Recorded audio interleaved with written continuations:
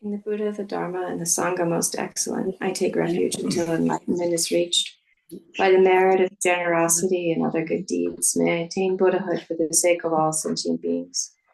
In the Buddha, the Dharma, and the Sangha most excellent, I take refuge until enlightenment is reached. By the merit of generosity and other good deeds, may I attain Buddhahood for the sake of all sentient beings. Sangye chodang tsoki chodnam la jamchu bardu dagni kyapsu chi dagi jinso ki pe sonam ki chola pamshir sangye rupashu.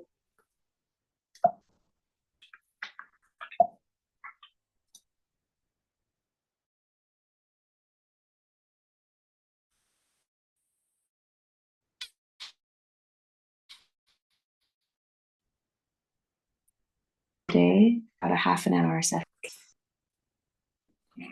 Okay, so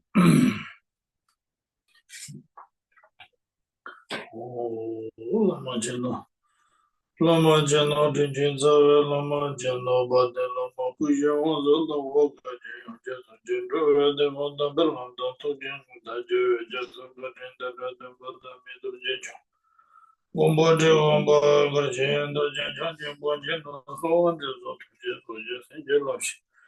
Udunanya, Tata, Soja, Tunyan, Dewa Zoje, Nawana, Zinanda, Lamala, the Jin, the Chumba, so on the power, you know, so which Master Jimmy Javet, Jimmy Shimadani, Sevedani, Vadenji, and Roger, the Rinpoche, the Sinjin, and so on the Junior, some don't the Jimmy number.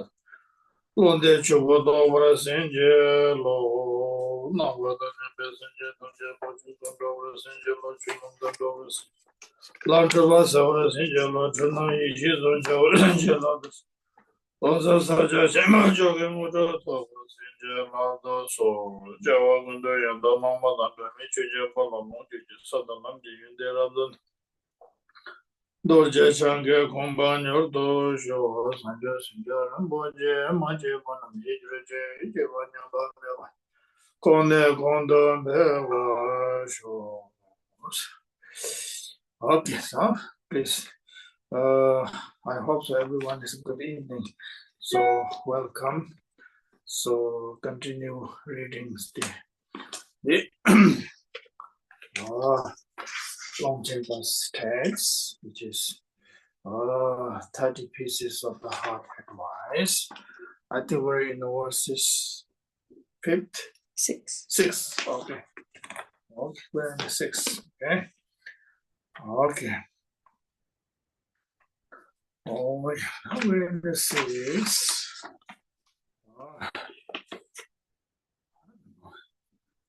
Yeah, the one was just last week. Yin Zhu Dong Ban Zhou Den Yin Yang Yang. De la Tembe Xian Den Zhong Wei Zhu. Redon Me Ban Ko Wen Ning Dong Yin. Through taking on responsibility, bearing witness, enforcing the law, and so on, we reconcile people in their disputes, thinking this benefits them, but still aversion and attachment arise. To be without hope and fear is my hard advice. Okay, huh? Yeah, the one was such a loss of Yin Zhu Dong Ban Zhou Den Yin Yang. De la Tembe Xian Den Zhong Wei Zhu. Redon Ko Wen Ning Dong Yin. Well,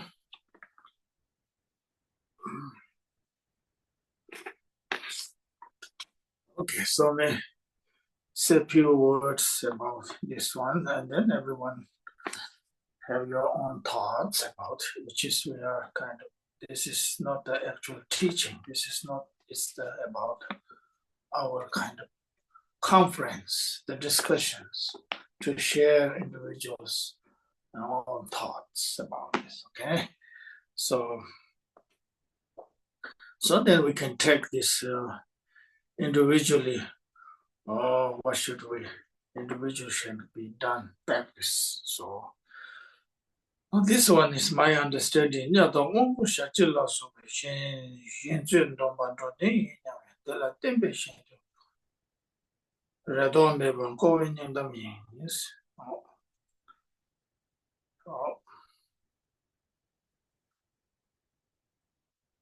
Well, as a practitioner, as a real, sincerely or self practitioner. So then,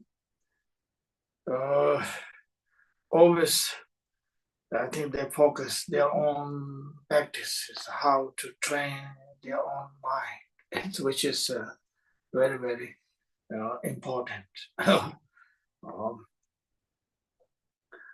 um, but sometimes, of course, discussions are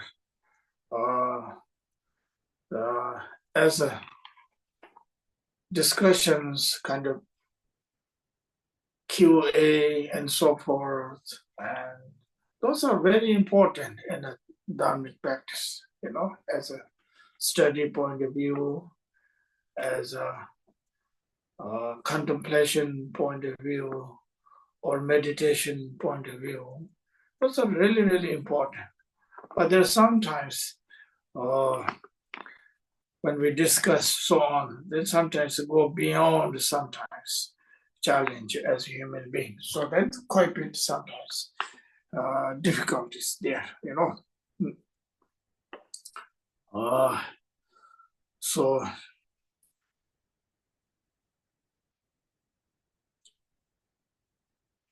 sometimes here is mentioned about hope and fear, which is actually the one of the real, as a practice point of view, it's also very obstacle actually. I mean the real sense of practices. At the beginning, practitioners or as students, hopes and fears is sometimes it's necessary. Hope there, or I want to have hope to learn something or study, or I have a hope to meditate, to dispel my own ignorance and so forth, those and so on, hope to benefit other living beings as possible. Those are nothing wrong beginning, the beginner's meditation, the practices as myself as a teacher too. And then later on, those has to let go, really. Those are the most obstacle. But that does not mean continue to benefit sentient being as much possible. When the hopes, the fears, the expectations is there, so it's quite a bit challenging. My own limited experience in the last 20, 30 years teaching in the West or the East too has been kind of a little challenge too. But I'm getting better now. It does not mean I don't care about it. No, I care about the teaching always, as you know. I always focus teaching and practices, as you know. But I'm learning about, not so much about expectation from the student side and do this and that. I always let them make their own choice, rather than my way to do this and that. No, I never ever did in the past, and I'm not going to do either. It just makes myself challenges too. So my job is, as a Buddha said, Buddha said, I shows the path, what it means. This is this. That is our job, That's also same thing benefiting other people too, show the path, and they have to choose their own. So therefore, we are kind of this group study. We try to study all kind of books and all kind of study the reasons so the individual can make their own choice. So therefore,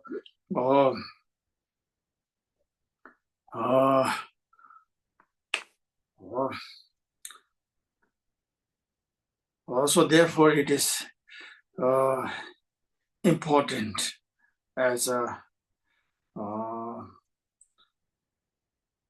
going practice or study is a deep level. So when we go, like for example, for meditation, for deep subtle meditation inside.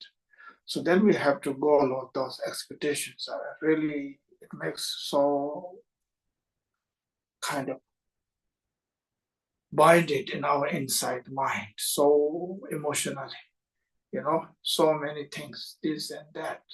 So as we know, our meditator, inner meditator, or the mindful meditator, we very well, we know that, So those are when the subtle time, subtle insight, very subtle time, really has to let go. The beginning, it's very important as, oh, I want to be a meditation. I want to be a kind of study and so on. Those are necessary. Without those things doesn't work. And later on, those are has to let go. So therefore here, the Longchenpa saying is the, the essence of his advice to letting go of expectation and the fears and so forth. And according to the insight meditation, usually they describe the hope is actually the part of attachment. And the fears and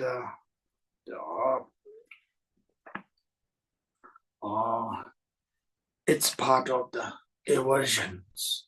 So the attachment, subtle attachment and subtle fear, aversions, that is the one of the biggest makes obstacle in our any time actually. It does actually.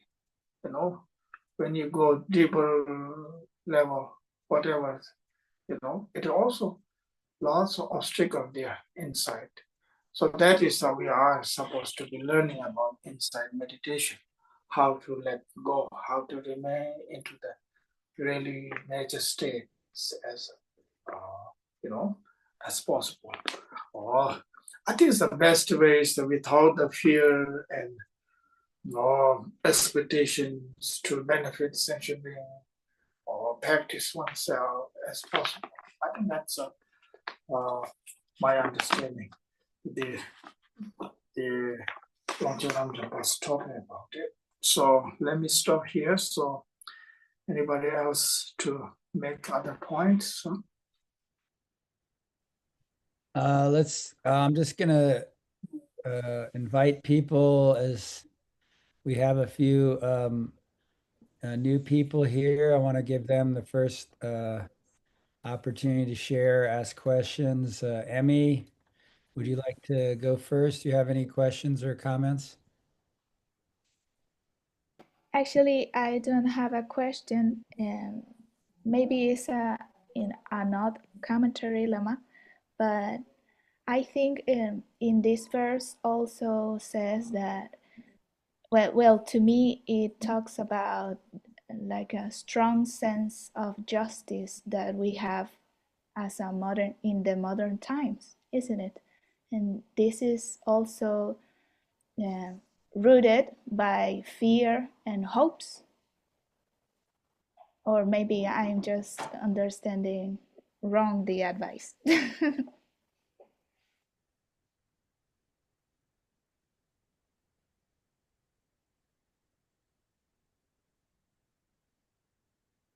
Well, my understanding is as a spiritual practice time is also always we are, I think, struck with the hope and the fear when we inside meditation. And the reality life and everyday life is also like we are in this kind of state most of the time. It's just keep binding those emotions, fear and hope. We never realize it, It's also very healthy to be in ordinary life, I would say, in everyday life, to letting go the fear and hopes, But that does not mean we should not making effort to benefit self, benefit others every day working, including the studies and contemplations and meditation, to working hard, more working hard, when we realize it truly fear and hope. So we have working much more harder than usual. So it is a challenge for the truth is challenge for not only spiritual meditation inside, it's also reality, life also. So we have to find some kind of middle way, middle ways to the balance part, how we should go too far, even though every levels, that's what I think. I don't know. Yeah. Good points. I'm not sure if I'm saying this right. Aileen, if you'd like to ask a question or share your thoughts, why don't you go next since you're No, thanks. I'm fine. on a pass? Okay. Let's see. I haven't seen Peter in a while. Peter, do you have a comment or a question? Thank you everyone for being here, Lama, Katie, and everyone. This one is a little tricky in my mind. I've been trying to figure out what that Lama explained it. I'm sort of having trouble connecting the heart advice with the part above it about taking on taking on responsibility, bearing witness, enforcing the law. It's like maybe we want to be mediators, or we want to make everything wonderful and beautiful. We want to make everybody happy, and that's sort of a natural thing. That's sort of actually bodhicitta, right? Is like wishing the best for everybody and for people to have happiness, but and so we might get involved in that in some ways that aren't very helpful, because they are them, and we are I am me, and the way like I want to manifest my life, is going to be different than you, and so but we have this hope that they're these make people happy, or it's enforcing the law, so it's like saying that you're a bad person, and in my opinion, or in society's opinion. This is a big, topic, I think, especially these days, with everything that's going on, and people thinking that they're better than other people, or some people are bad, or people shouldn't be here, they should be there, and there's so much of this going on right now, and so that's that part of it. And I've heard the expression to be without hope and fear before, and I don't know what the Tibetan word they're using for hope is. Is that a direct translation, or maybe hope is like Lama said, like expectation. It's having, thinking what I'm going to do is going to have a certain outcome, and it doesn't always work that way, because we live in uncertain times. We live in samsara, and so I guess probably there's karma involved in all that too. It's and okay, so I want to, and then so fear is, I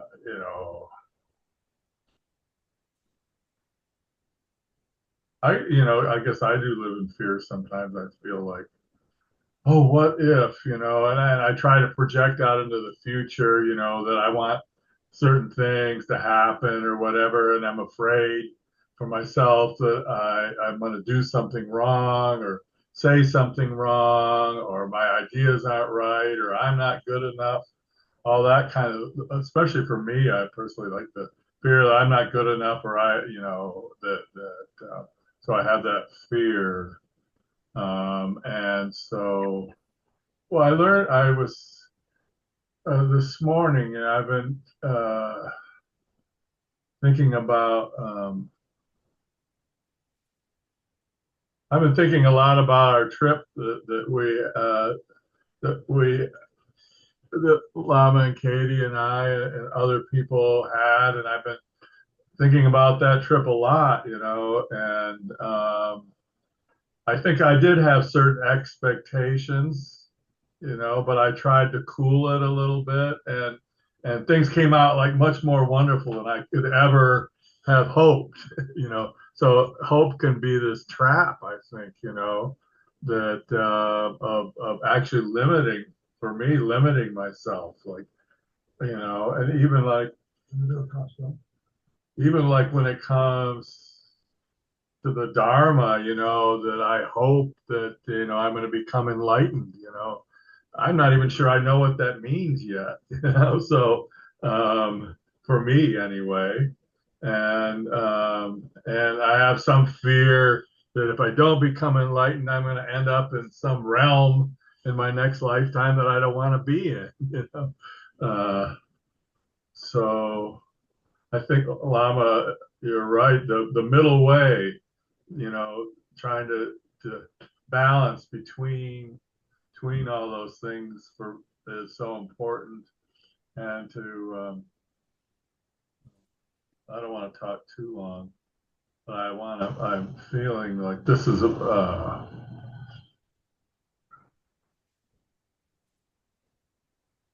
so with this trip, I was trying to, taking pictures, and I was writing some, and it had to do with past experiences about where we were, and thinking that, what was going to happen. And in the end, I tried to let it go, and wonderful things appeared before me, to do, I wanted to go to a Milarepa cave, oh, how can I ever do this? And I was afraid that I wouldn't be able to do it, but I had this hope that I could do it, and I sort of let it go, and all of a sudden it happened, and so I think letting go of expectations, but not being afraid, that's wonderful heart advice, letting go, and what do they say? Let go and let God. um, I'm not sure about the God part, but let go and let it happen, but with the background of the teachings of the real, of what Lamas taught us over the years, and what our other teachers have taught us over the years about what Buddha said, the real basics of it, the four immeasurables, and how to live a virtuous life, to do positive things. And so I'm appreciating all of that. And just finally say, Lama in our center here in Tucson just arrived today. And I had a lot of fear about that because I'm on the board and I'm responsible. Yeah, I'm taking on responsibility of trying to run a Dharma center, or help to run a Dharma center. It's not me. And I have hope that, everything's going to be wonderful. And at the same time, I have this fear of, I'm not going to be good enough, or I'm not going to be able to please, whatever, that whole deal. And so this is a really good advice for me at this particular moment, to just let go and do my best, I think that's what we need to do, and do our best, and we can feel good that we can make some progress on this path. Thanks for listening. I probably talked too long. Sorry. That's okay. Thanks, Peter. Let's see. We haven't heard from Rich in a while. Rich Teru. How you doing, Rich? If you want to ask a question or share a comment. Sure. This is yeah, I agree with Peter in that I think there's a lot wrapped up in this statement, and I think Emmy nailed it with the word justice. Like the first part of this statement sounds a lot like justice, delivering justice or administering justice. And I think also, like Peter said, how are these two things connected? And I think we can, as I've been continuing my practice, I think what I'm learning is that, it's possible to do all the things, to administer justice, to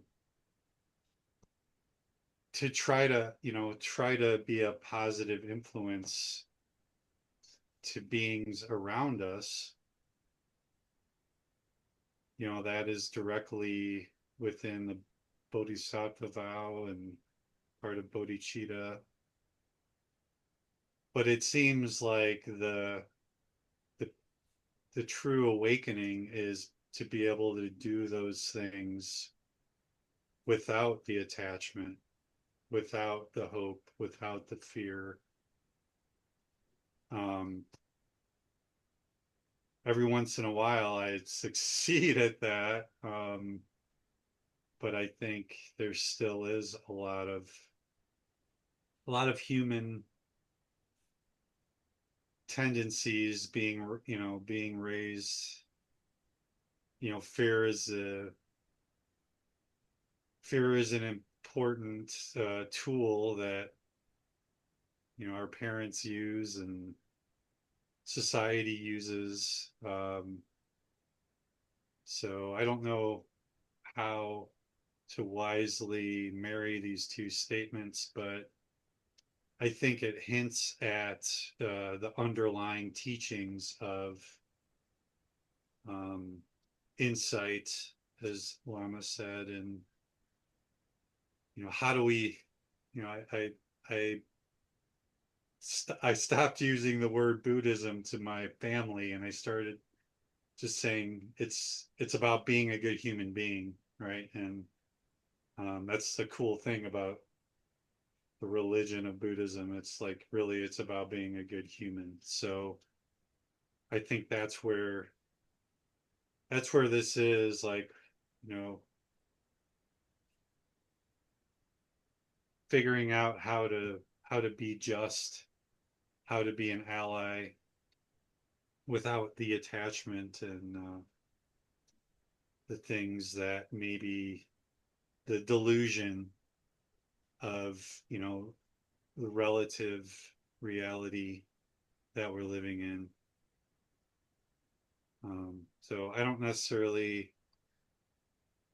if that makes sense. If any of that makes sense, Lama, or if you had any thoughts about how there's more truth in there that I'm missing.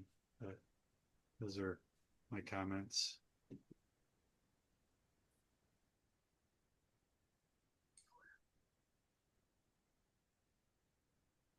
So Yes. go ahead. So we have to whisk Lama away for a retreat. But Tim, if you want to continue facilitating, as long as folks have things they want to say. And then I wanted to ask Lama a question before he goes. What about the Milarepa story with the deer and the hunter and the dog? And the dog is hope and the deer is fear. And Lama, it was Milarepa. He calmed them down together and they were both. And then the hunter comes in, but I forget what the hunter says. Milarepa, the dog, the deer, and the hunter. Yeah. So I don't know. We have Oh, you don't have time? That's okay. I can look it up. yeah, sorry, well, yeah, Elizabeth. But bring it up next time. yeah. If it's still on your This is mind. my last day because after daylight savings time, I can't come. So I'll do Monday. I'll come on Monday. So I'll bring it up on the Monday group.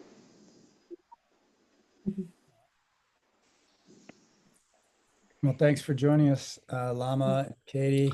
Okay. Thank you, everyone. Yeah. See you next week, hopefully, and we'll just continue to the top of the hour to share, and we'll dedicate. And thank you, everyone who shared.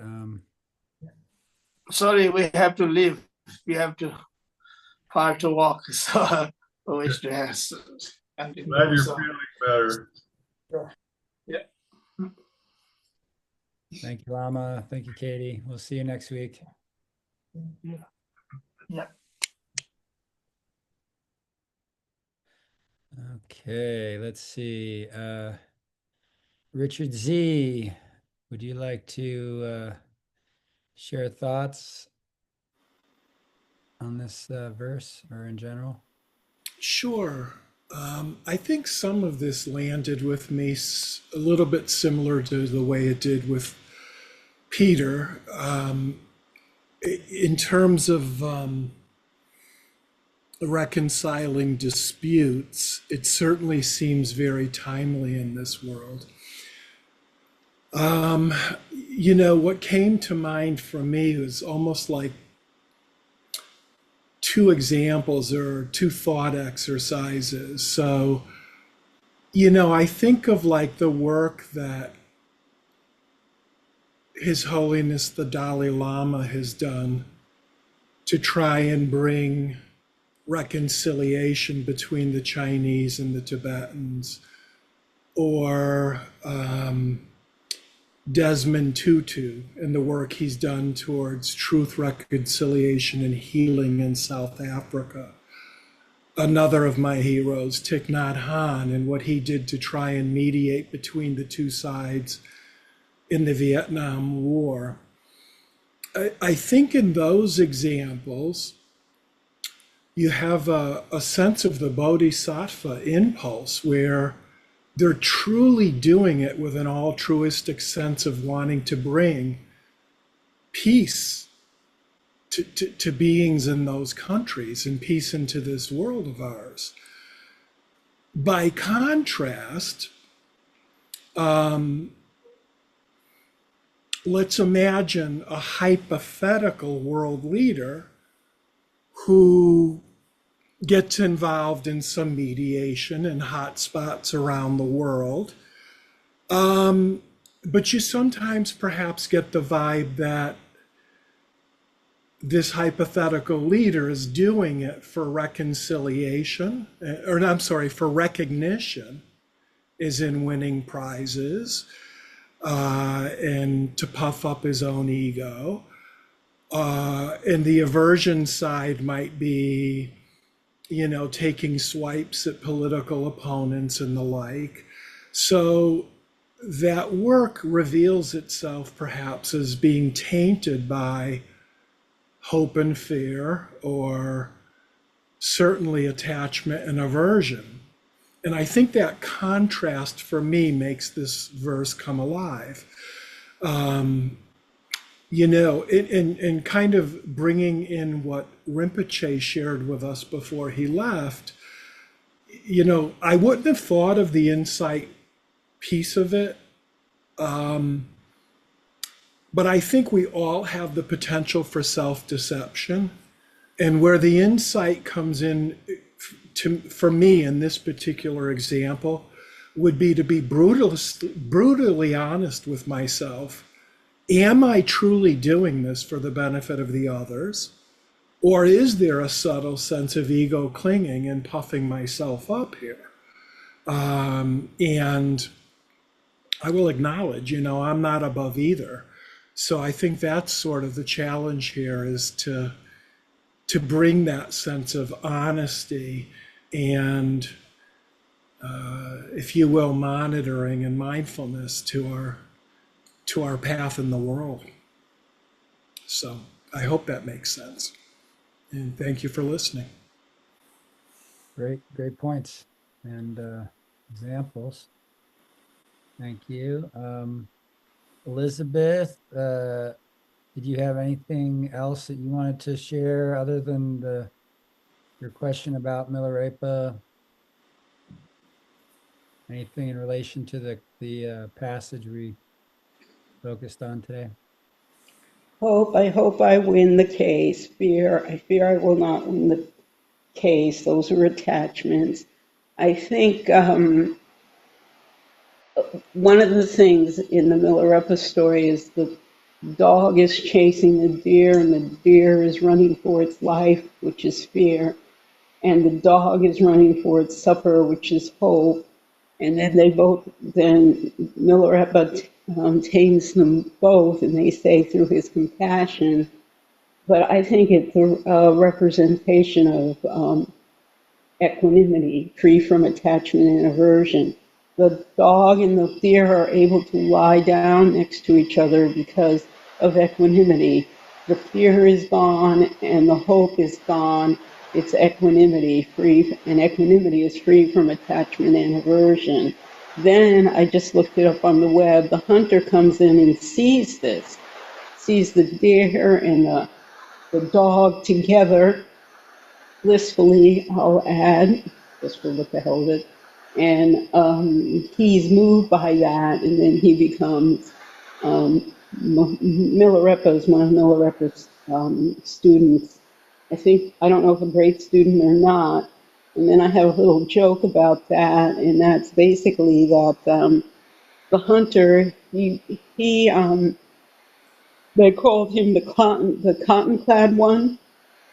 I went to this talk, I forget, Condro Rinpoche, and it was like in an upscale neighborhood, and there was this organic cotton clothing store, and I'm looking in the window before the talk. Then I walk into the talk, and there's a lot of people in the same clothes, so I said that they were the organic cotton clad group. Oh, I thought it was funny, organic cotton. But that said, equanimity, free from attachment and aversion.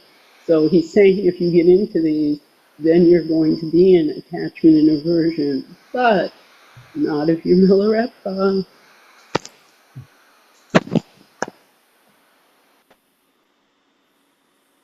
Good points.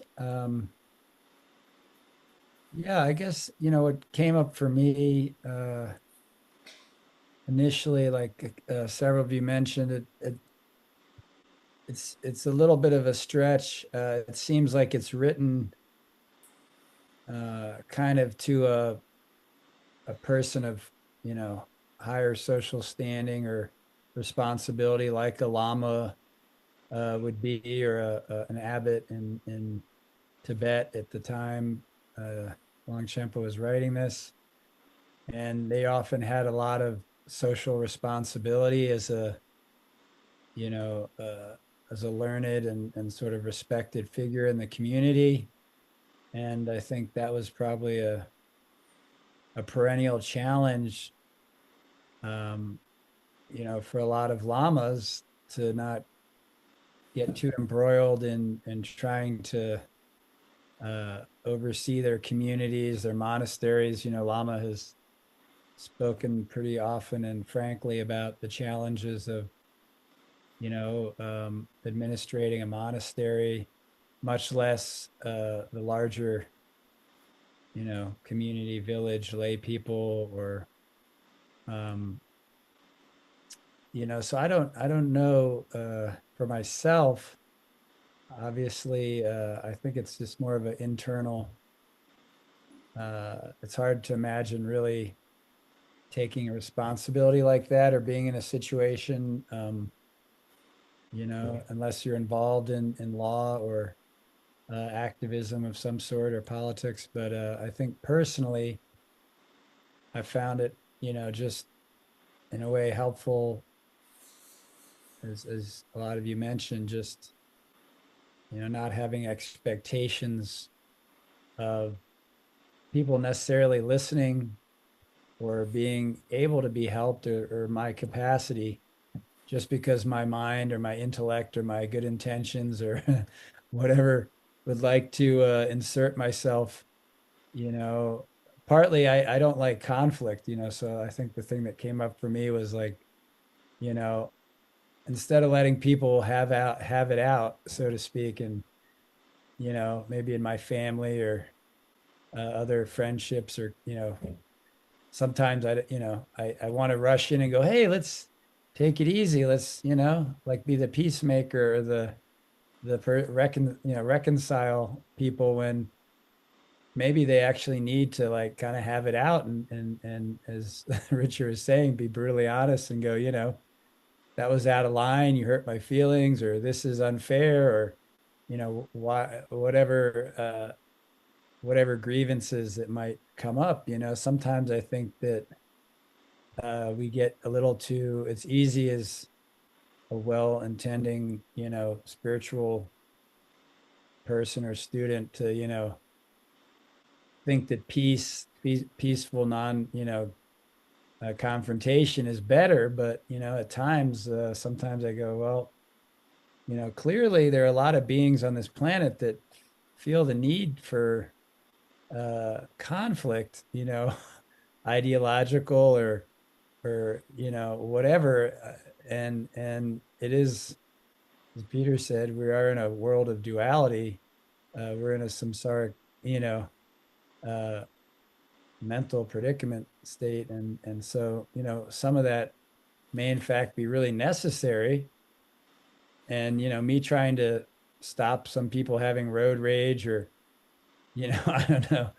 There was a incident just down the street where I live, where apparently someone was shot in road rage, and that's kind of unusual here in sleepy little Cottonwood, northern Arizona.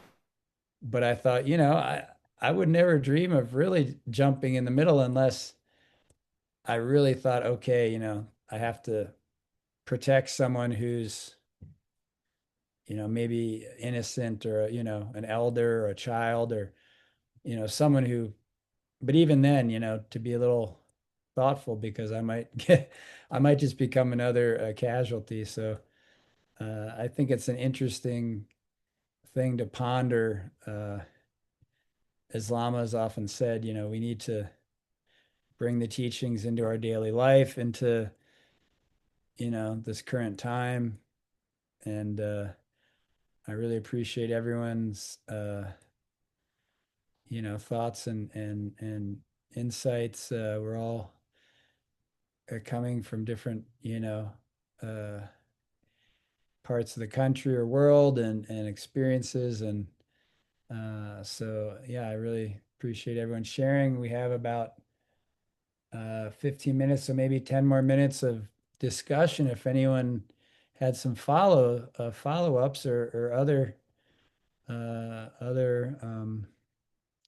maybe less, or something on a other tangent, Dharma related, that we may have discussed or that's coming up for people. I don't mind opening it up a little bit, if especially our newer guest, if Aileen or Emmy, if either of you had some other questions, or I see Elizabeth's hand up. Yes, Elizabeth, go ahead. Yes, I feel the story helped me because, whenever I have hope and fear now, I'll try to look at what I'm hoping for and what I'm fearing and try to, I don't know what the word is, mitigate those through trying to work with equanimity, free from attachment and aversion. I think that one of the things that really works with that is meditation. Lama, every morning when we meditate, almost every morning when we meditate, he always says, whatever comes up, let it come up. Don't attach to it. Don't just, it rises and let it go. It arises and let it go. And that would be the same as hope and fear, or something, arises, you let it go. So yeah, so I learned something. Thank you. Good point. Very important practice. Oh, we have someone joining. Let's see here, Alicia. Let's see here. Maybe she's. Let's see here. Hello, Alicia. Can you hear us? Can you hear me? Welcome. We're actually toward the end of our call, Alicia. Lama had to leave a little early for Dharma activities in Nepal. We're just discussing the sixth verse in the Longchenpa text, and I don't know if you can hear, if you have a question or something you'd like to share. Everyone else has shared a little bit, and we're just we have maybe another few minutes to discuss, more generally about the Dharma, and then we'll do closing prayers maybe 5 minutes before the hour. So, Alicia, can you hear us? Do you have any questions or comments you'd like to share with the group?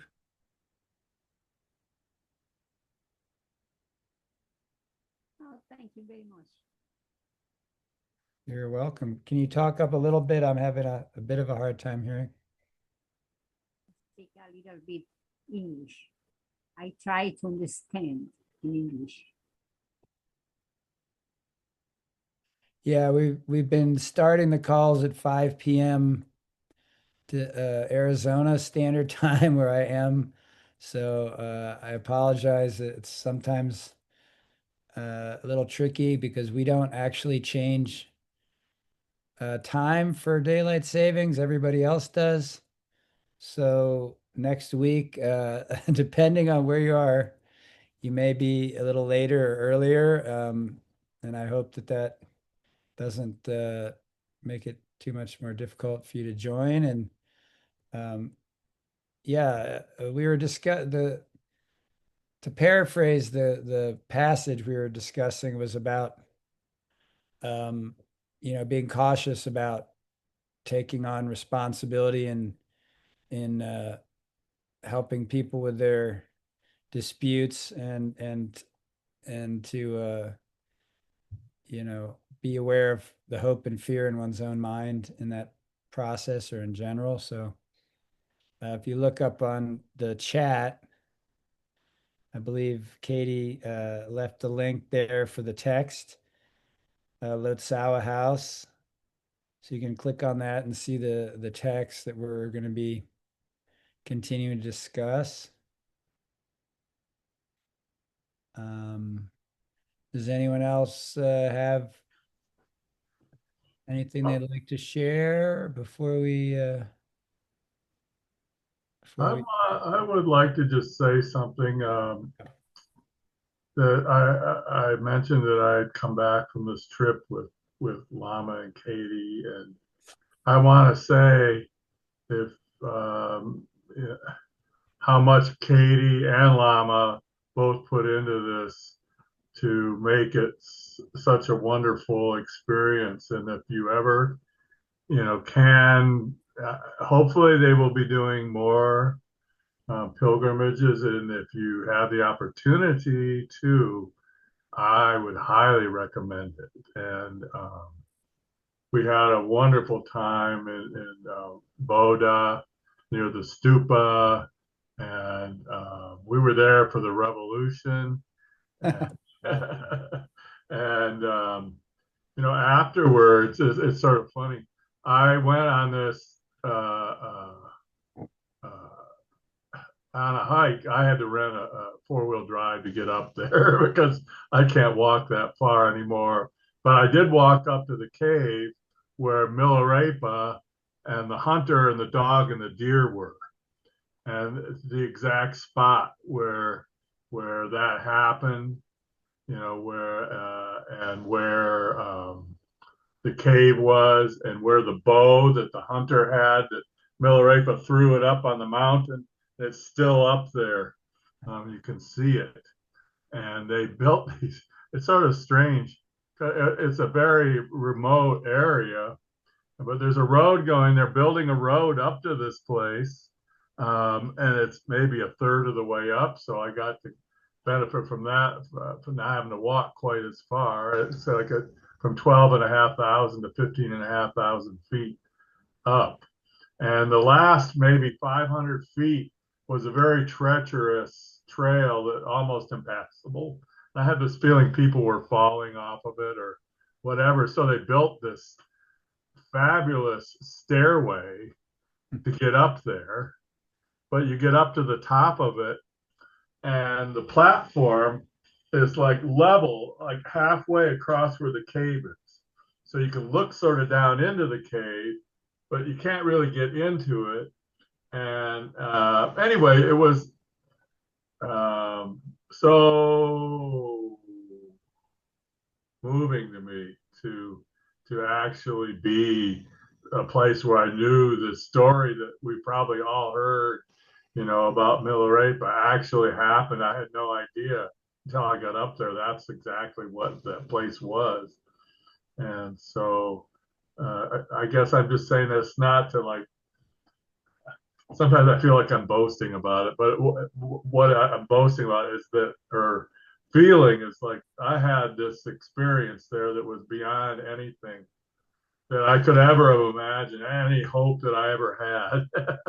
And actually, I had my knee got healed. I had a bad knee, and by the time I got back down, and when I was in this monastery down at the bottom of where the cave was, I came out and my knee doesn't hurt anymore. So I don't know. I'm like blown away still. Now here I'm back in Tucson, Arizona, and it's like hard to reconcile, going to a place like that I'd been at, I think 50 years ago, but I didn't know about Milarepa in the cave then. And this is in Nepal, correct? It's in Nepal, and it's a pretty famous area called the Annapurna Circuit, and there's this huge, Annapurna massive. There's like 5 peaks that are over like 26,000 feet. And in front of the cave, there are Annapurna 2 and this ice fall that comes down, and then this glacier. It runs like right in front of the cave, and you look, it's like, but it's hard to reconcile with like, oh, they built the stairways to get up there, and they're building a road to go up there. It's going to be like a tourist attraction. So I think I hit it just in time. But anyway, the reason I said this whole little story was because I would encourage everybody, again, to go with Lama if you can, or to pilgrimage to places that are even within where we live now, near Tucson, or where you are, Tim. The stupa there in Sedona is it's a very powerful place. These places of power in the Buddhist